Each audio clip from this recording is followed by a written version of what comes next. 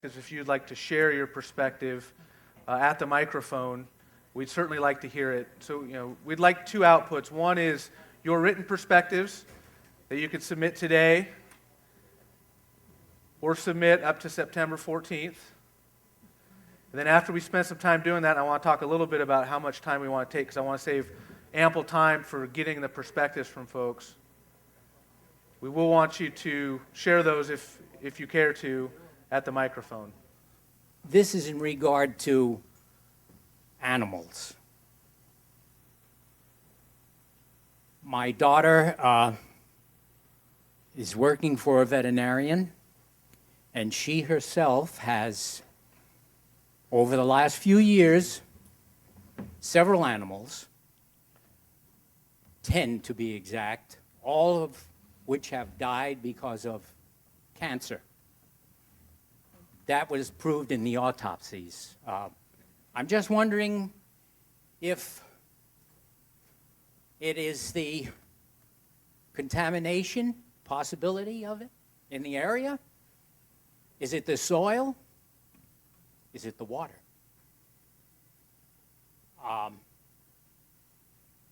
She certainly would like to find out, so would I. In addition to this, my daughters have lived in the area, and they were born here for over 40 years. And their proximity to what took place in '59 is about 5 miles. They've lived there now for about 8 years, 9 years. So putting it all together, I just would like to know what I could relate to them in regard to themselves, and certainly in regard to the animals. And they do have others. Animals get cancer absent radiation exposure, just like humans get cancer. And in fact, many experiments have been done with beagle dogs to try to understand the carcinogenesis of plutonium particulate intake to the lung of dogs, like beagles. And I don't remember the numbers, but there's a natural incidence of carcinogenesis in beagles and other dogs, just as there is in humans. So I wouldn't attribute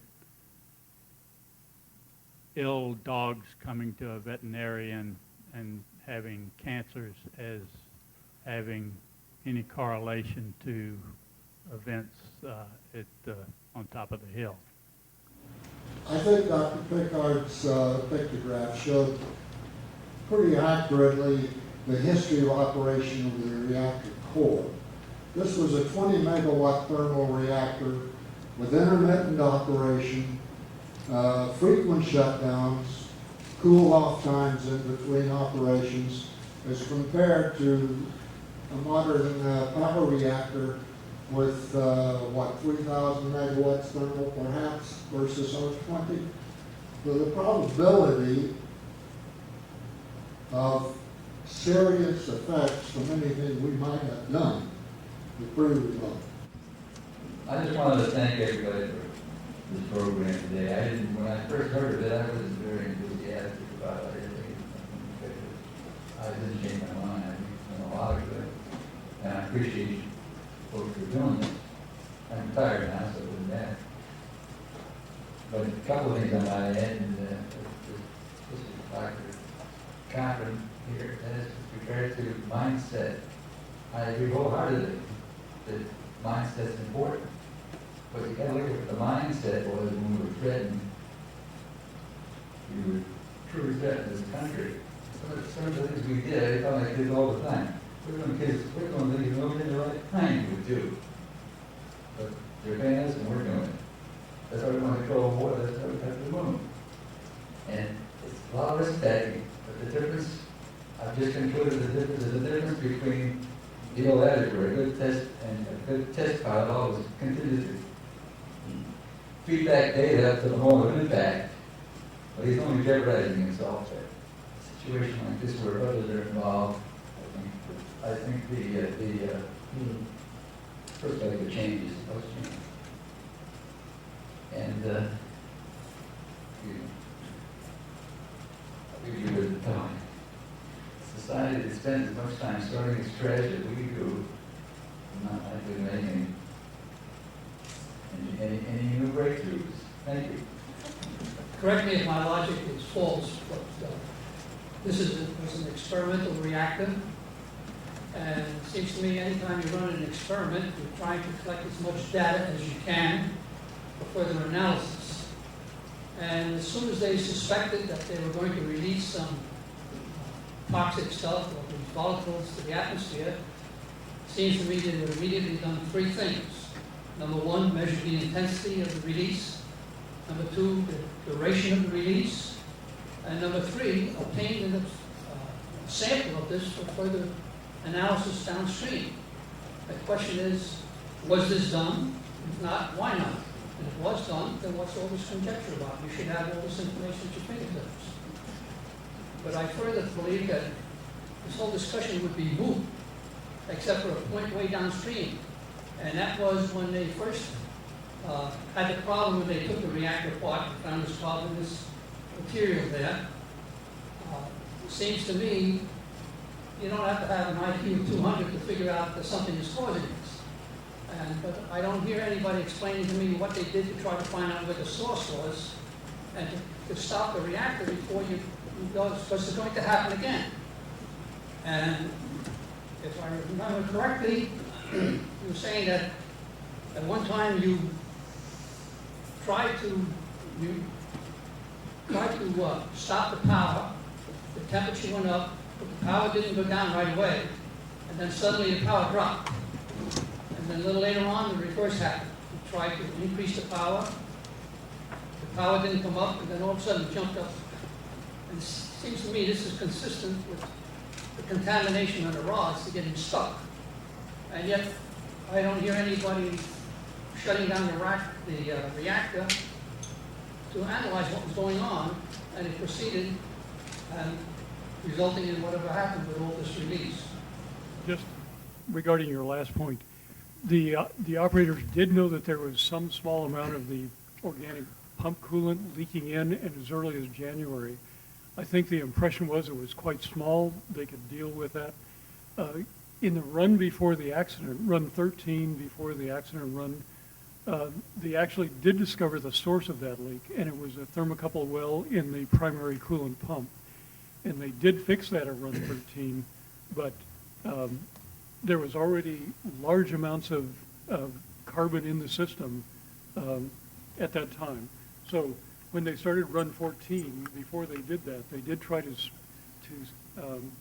get her to sparge the organic out of the system. And I think they did reduce some, but they didn't remove the carbon, which was in there. And I don't think they suspected that there was that much carbon in the system that could have caused those blockages. So they did discover the leak, but it was late in the process when a lot of material had already gotten into the system. I made a sodium iodide, you got that? A detector for Jim Barnes, that he went to Chernobyl in Russia to do a health physics study after the fact. I don't know, it must have been 8 or 9 years after that, and he wanted, I built up a detector with stuff I had in my lab. And he went over there, and he came back, he just, off the top of his head, said that the damage that they thought was going to occur from iodide exposure was, the damage that it did to the body was way less than they thought it was. And the amount of iodine you're talking about here is so much, that essentially elemental iodine that anybody was exposed to was much less than that. And in the epidemiology study I was involved in, the person that made I was in the building, I worked at the computerized tomography facility, which was a building that an old reactor was in, that I worked in 50 years ago. and they have everybody's radiation data from Atomics International. And the person had asked about not knowing what they did. What did she think that the sign said at Valley Circle Boulevard and the road going up to the hill that said Atomics International Nuclear Field Laboratory. So that data was out there from 1958 or whenever they started it till they shut it down. But what they did on the epidemiology study is they threw out everybody's radiation data that was taken, that they had records of, that was not obtained at Atomics International. All the nuclear reactor operators on the Hill came from the Navy submarine program. How do you escape radiation in a submarine? And most of my radiation was doing in-service inspection for nuclear reactors. And that was thrown out of the study. And so the asking these people to, with that background, questioning the thorough study that was made of the iodine, what do you call it, migration from the reactor core to the top is, I think, it's a lot more intellectually honest. I know you described this as a diverse presentation, but I think the reality is that it's a DOE presentation with one exception. And although that's fine, you're speaking mainly to former workers, I think at least one should present it accurately and honestly. Neither of the two speakers who are at the panel really identified their connection with DOE, making clear that the Sandia National Laboratory is a contaminated DOE nuclear facility, and that your colleague on the panel has spent most of his time working for Battelle, which is a primary DOE contractor as well. There has been an attack on Dr. BA, but Dr. BA is not permitted to be here. There are documents being used that are attacking I'm sorry, you Dr. haven't Robertson. identified yourself. I'm sorry, my name is Dan Hirsch. We don't know what baggage you brought to the room. That's fine, my name is Dan Hirsch. It's ironic, today is this event related to the accident, but you'll note that the accident actually occurred 50 years ago in July. Ironically, DOE has decided that it wants to hold this event 50 years after the misleading press release that it issued 6 weeks after the accident. You will notice that the date on the press release is in fact August 29th, which was also a Saturday. I'm reasonably new to the SRE accident, I guess you would say 50 years of history.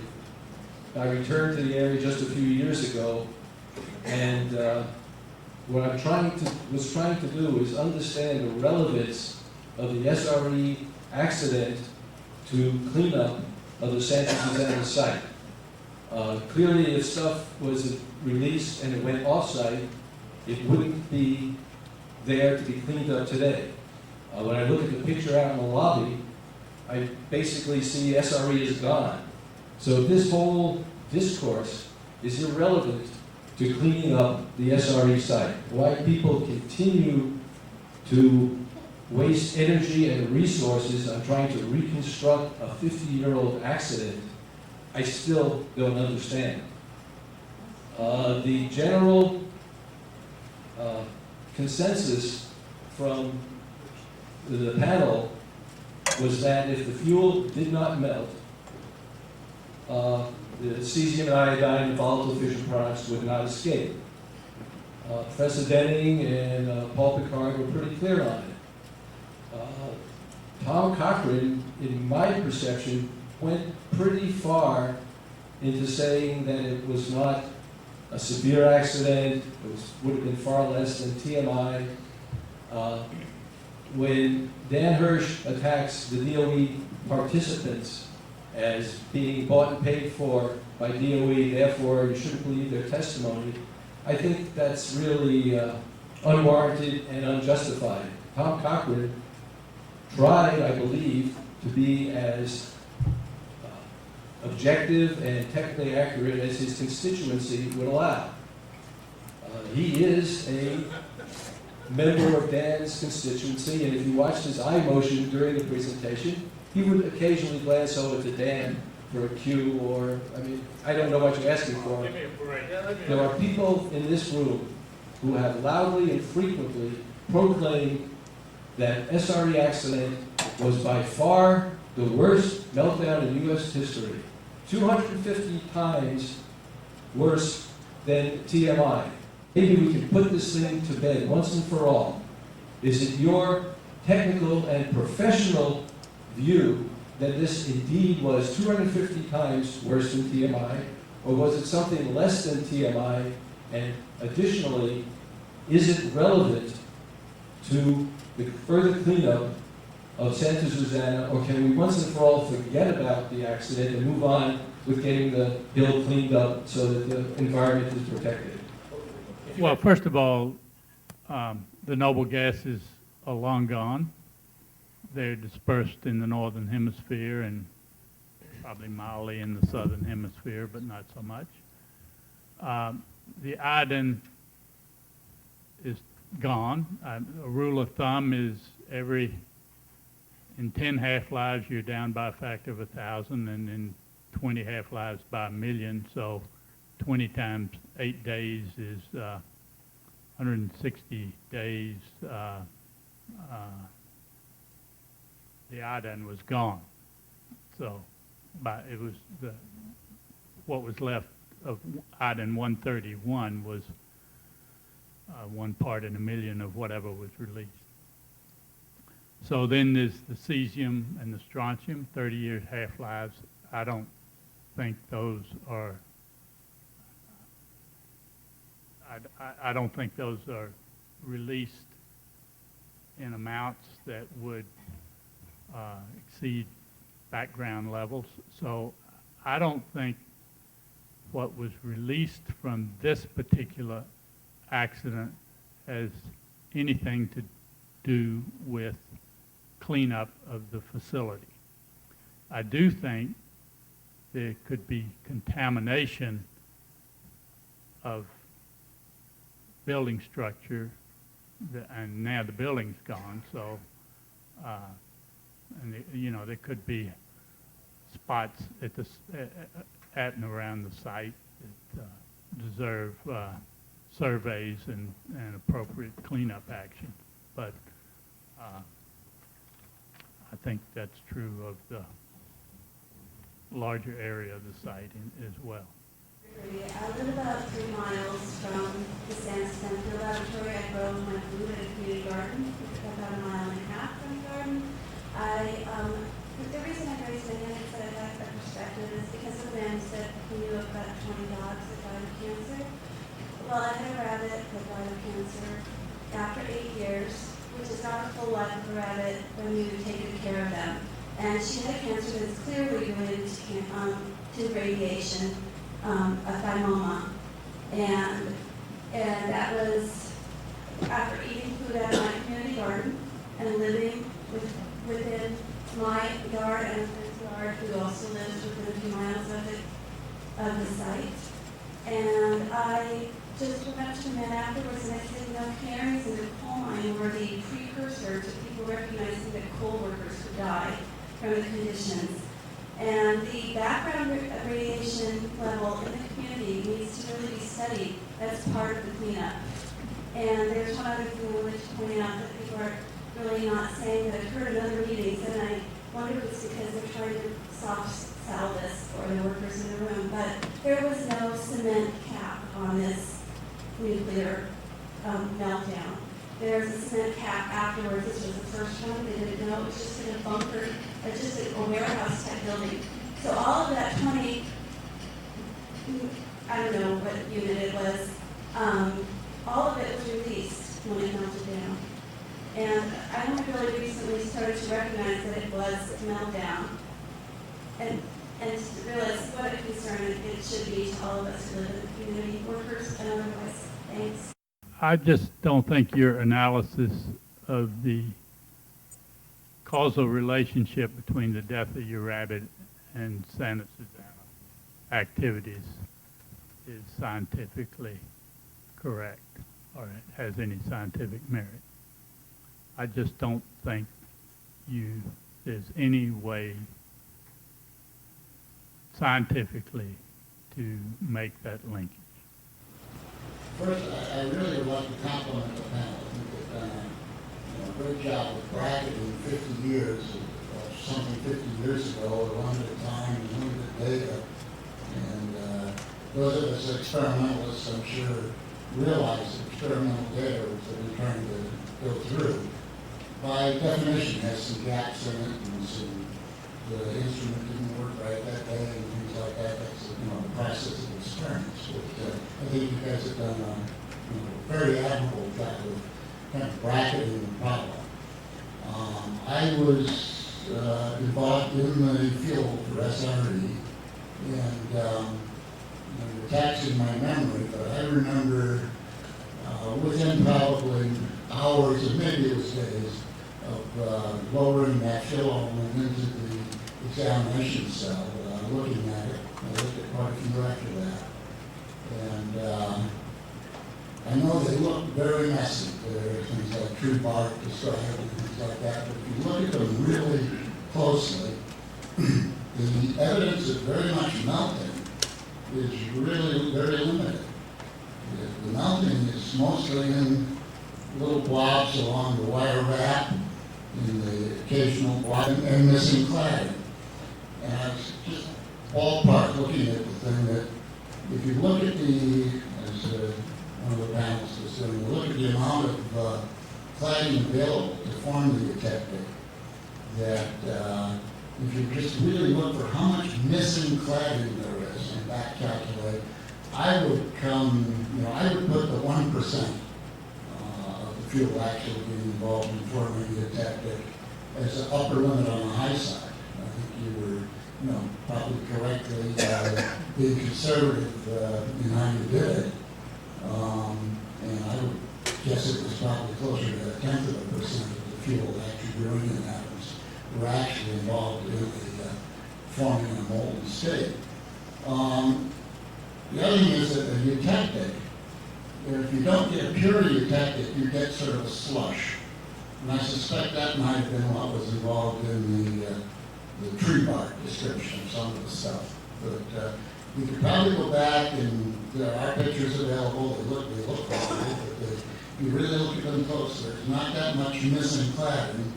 It's the cladding that was going to limit the amount of eutectic you could form if you got over 1,350 degrees. And so I think you could, if it were worthwhile, do it further. But I suspect that 1% is probably a good number. You went up to 30%.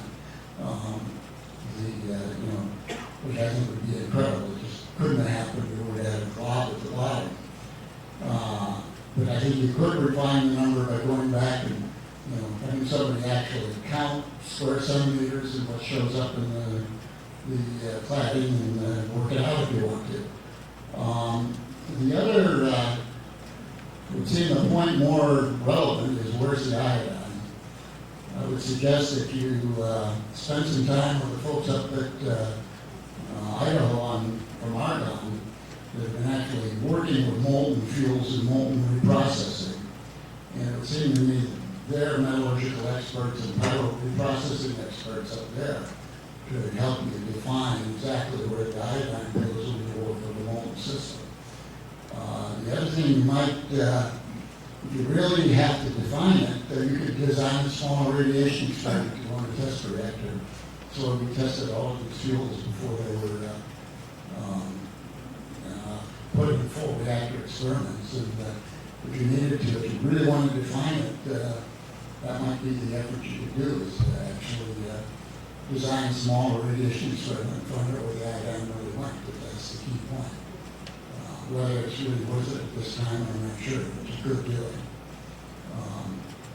I did go on to be involved with the operations of cleaning up SRE when we went through the first decommissioning before the building came down, and subsequent things that came up at the same time, like the sodium burn pit.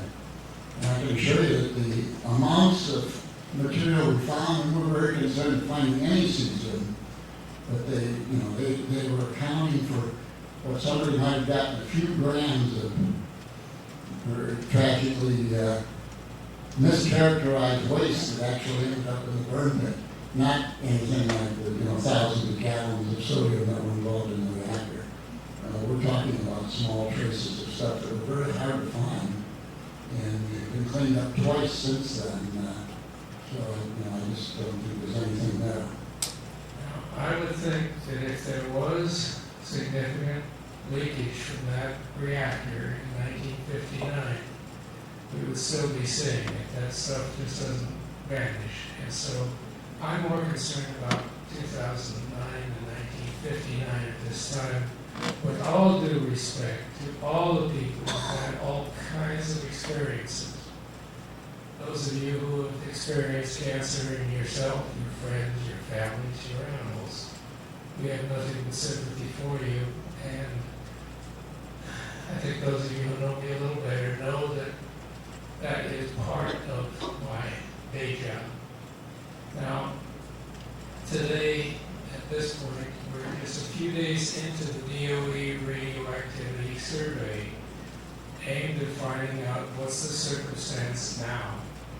I hope to see, and I hope that all of you would agree that the thing that needs to be done starting in 2009 is to get the best possible evaluation of all the contaminants, including those radioactive nuclides, that we can that are present today, and then plan a cleanup process that is as good as we can, and do the same evaluation again to see how much of that material has been removed.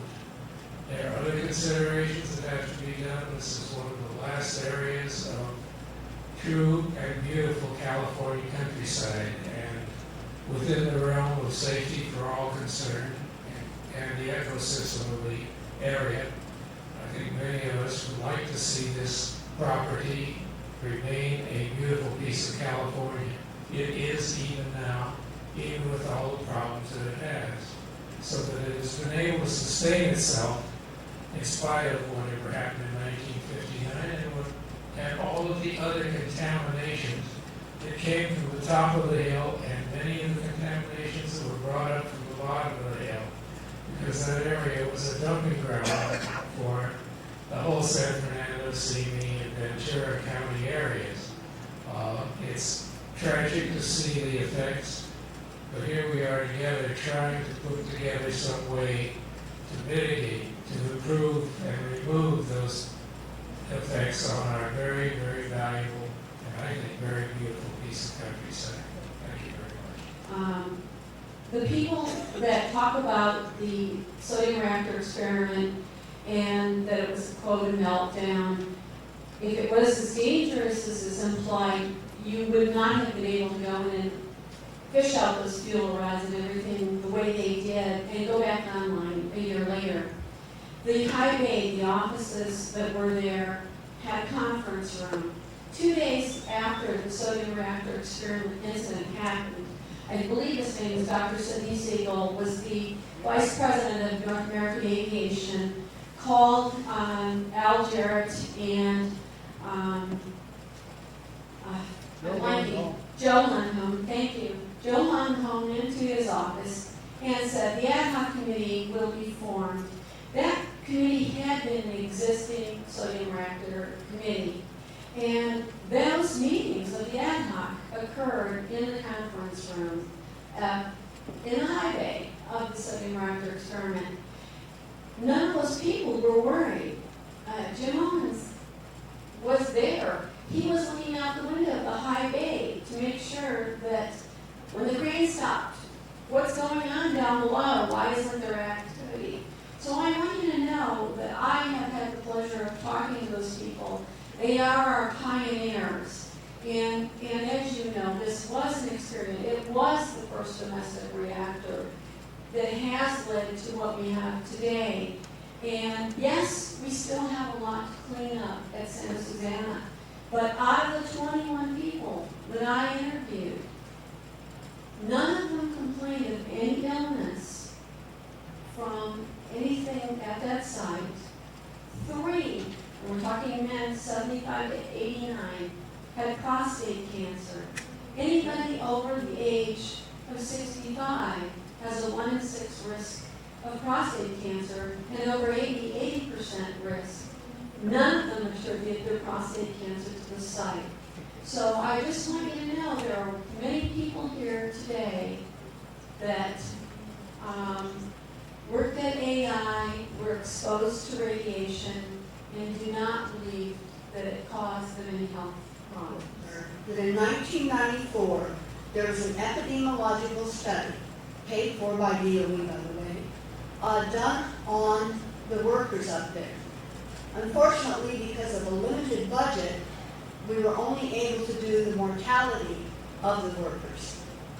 And those were only the badged workers. This was a study that the contractor was UCLA, and there was an advisory panel of scientists from around the country. So I would refer to that rather than to an unscientific interview. I'd like to relate my experiences with some of the workers, the young 20-year-olds who worked on the reactor. And his picture was in all the pictures that were on video of the cleanup, and I mean dozens of pictures. He told that they were ordered to release gases directly through the stack, and he was in charge of looking at the wind pattern, and the wind was blowing over the San Fernando Valley, which would have gone over Area 1, where we have a gentleman who worked in Area 1 who testified today that all the cars were covered with sodium fallout, and the company paid to have those cars repainted. So Mr. Pace said that their badges were taken away, locked and lit safe, and they were ordered to work without monitoring. I also have another worker who worked his lifetime at the facility. He was working for DOE in Area 1, testing the control rods at the oil rig in Area 1, and he was brought into service because the workers who were on duty at the time were sent home because they had received maximum dose. So this gentleman was brought in through the back roads, couldn't go through security because he didn't have clearance, and he had to go in the reactor, and he had to help with the cleanup. We also have an auxiliary fireman who was called in with a truckload of workers, and they came in to grab fire extinguishers and were screamed at to get out of the building because water on sodium would have caused a huge explosion. So I have many witnesses that are alive, most of them are dead, and it was a very severe accident, and there was unfiltered venting of the gases. Another perspective is that it is apparent that the relevance of what occurred then versus now is rather weak. I am satisfied that there were not significant impacts to the community from this incident, from this specific incident certainly, at the time, and I certainly believe that there are no current impacts now. It seems we should finish the remediation, and all of this second guessing is without value. Finally, I do want to thank the DOE for this event. I've been to a number of public forums, and I've observed a number of people, concerned community members, that come out and want to have information. They often attend these events, and they leave without answers, but only accusations. Thank you. This doesn't even make sense why we spent our whole day there. I'm glad somebody got some perspective, but for 20 years I've been doing this, and we're really past that point, which is the point we need to get the cleanup done. So no one's accusing these gentlemen of their hard work. I'm very happy you all work there. I didn't move there knowing there was nuclear work. Had I known that, I probably would have not moved there. I probably would have not had my children there to play in the creeks right below this area. So I think you should question to this man who comes to every meeting to say how wonderful everything is. It's not wonderful. And if it was wonderful, we wouldn't be having millions and millions and millions of dollars being spent on this cleanup. And for 20 years, we've been spending millions of dollars on this cleanup. So if there's nothing up there, I don't know what they've been doing for the last 20 years of cleanup. I admire all of you who have come in from Boeing, who are past or even current employees, for your loyalty to the company and your loyalty to the profession you have engaged in. And I understand why some of you would try to dismiss the UCLA study, which suggested there might be an elevated cancer risk among you, or dismiss any concern that the meltdown might have caused a release. So let's end this with the assumption that you're right, that very little, if anything, was ever released at this facility. Through the meltdown, through the other exposures, that the place is basically pretty clean, with just a little bit of trouble. So why don't we come together and make sure that you get your employer, or former employer, Boeing, and DOE, to be willing to sign a binding consent order. Currently there's a draft pending that has to get fixed, but we all agree that that should get fixed to require full and strict compliance with the cleanup law of the state. If all of you believe very little got out, shouldn't be a big deal to clean that up. If you're wrong and a lot got out, we should clean it up. Either way.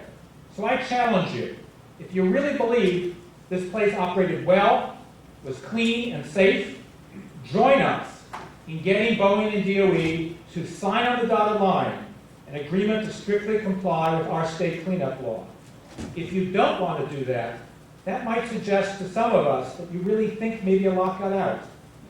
If you don't believe it got out, or if you do believe it did, join us in getting that site cleaned up and stop the resistance. Let's focus forward rather than backwards. Thank you. DOE remains committed to researching and documenting events in Area 4 of SSFL that could have led to environmental contamination. Even if we cannot completely uncover all of the relevant facts about historical operations at SSFL, DOE is confident that the U.S. Environmental Protection Agency will detect evidence of any radiological contamination that remains today. In compliance with the National Environmental Policy Act, the EIS will consider a range of alternative approaches to cleaning up whatever radiological contamination the EPA finds during its investigation. DOE is grateful to the work of the 3 independent experts who accepted the invitation to present their views on what happened during the SRE accident. Thank you for watching this video. If you have questions or comments about it or the SRE accident, please feel free to click on the Contact Us link on the website.